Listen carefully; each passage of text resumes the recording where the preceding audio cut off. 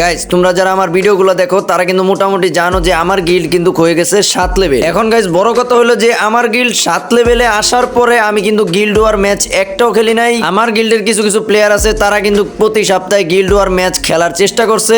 আর আজকে কিন্তু আমি বানাতে চাইতেছি গিল্ড ওয়ার ম্যাচের ভিডিও। তো ম্যাচের ভিতরে কি কি ঘটনা ঘটলো, আমার গিল্ডের প্লেয়ার কি কি ঘটনা ঘটালো, সবকিছুই আজকে তোমাদেরকে আমি দেখাবো।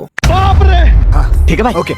যাই হোক গাইজ, আমি বেশি কথা না বলে ম্যাচ স্টার্ট দিয়ে দিই। এখন আমি দেখতেছিলাম যে আমার গিল্ড কত নম্বরে আছে, এখন দেখি যে সবার লাস্টে। কোনো সমস্যা নাই, আমরা কিন্তু নাইমা যাই পিকে রাশ করার জন্য। আর রাশের কথা বলতে না বলতে দেখি যে আমার টিমমেট একজন হয়ে গেছে নক, আর আমি কিন্তু এদিক দিয়ে মেরে দিছি একটা প্লেয়ারকে হকার লেভেলের শট। কবিতা বলতে বলতে আমি কিন্তু হয়ে গেলাম এদিক দিয়ে নক। এখন লাস্টের দিকে আসার পরে আমার গিল্ডের প্লেয়ার যে কিনা ছিল জোন পুষার, তো সে কিন্তু একা বাইচা আছে আর 1 ভার্সেস 1 খেলা। আর বুঝোই তো আমার গিল্ডের প্লেয়ার তো মারাত্মক লিজেন্ডারি।